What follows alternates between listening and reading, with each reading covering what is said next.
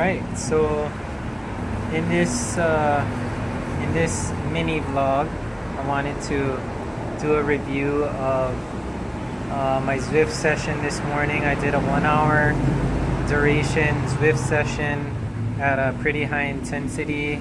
My FTP was set to 195, but still it was an intense workout. I did one of the workouts that one of the GCN presenters uploaded to Zwift. I'm sure you're familiar with GCN. It's a YouTube channel based out of England. 3 or 4 guys offer their expertise of all things cycling, and it's a pretty fun channel to watch. There's some comical sections which always adds flavor to it, but yeah, so there's Simon Richardson, Daniel Lloyd, and Matt Stevenson. I'm pretty sure that's the 3 main GCN presenters, their names. And there's another young guy, but I always forget his name. But today I did the workout from Matt Stevenson. He's my favorite GCN presenter, and I also think he's the funniest of the 3 presenters. That's why I enjoy watching his clips. So he has a block of workouts that he has uploaded to Zwift, and I did the 1 hour workout. I think it's called the hill attacks or hill repeats, where it gives you a 10-minute warm up, and then you go into the working stage of the workout with 1 minute on, 2 minute off. 1 minute hard. So hard for me with my FTP set at 195 was 1 minute at 285 watts. And then 2 minutes recovery at 100 watts with a cadence of 80. And then this was 10 intervals of that. 10. So then right after that first one, you go right back into your 1 minute hard at 285 watts with a cadence of 90. But because I had previously been doing cadence drills for all my races, high cadence, because high cadence equals speed.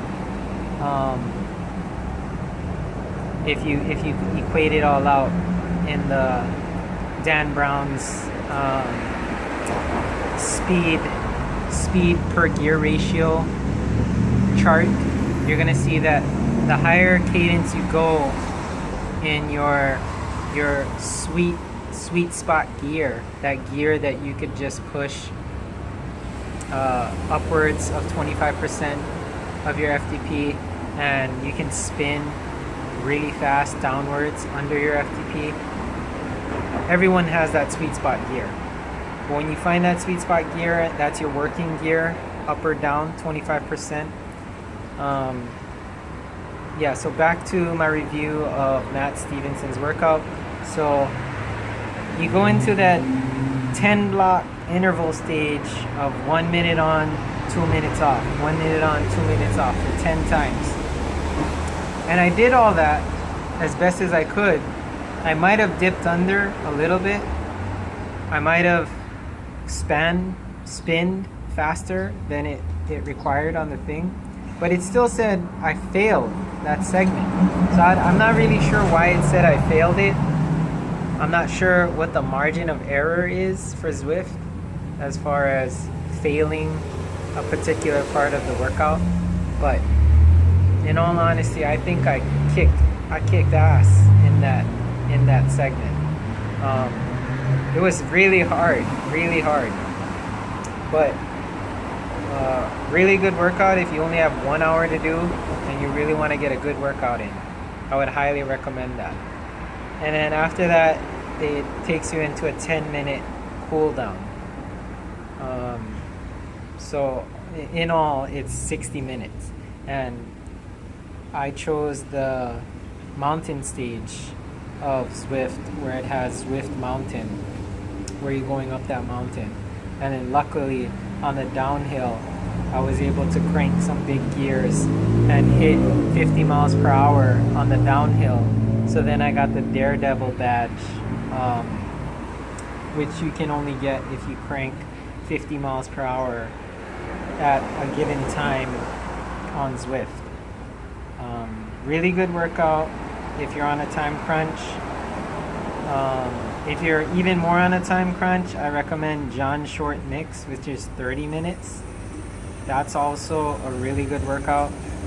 And then another one I highly recommend that was pretty hard and got a lot of benefit, a lot of gain from it, was the Ringer.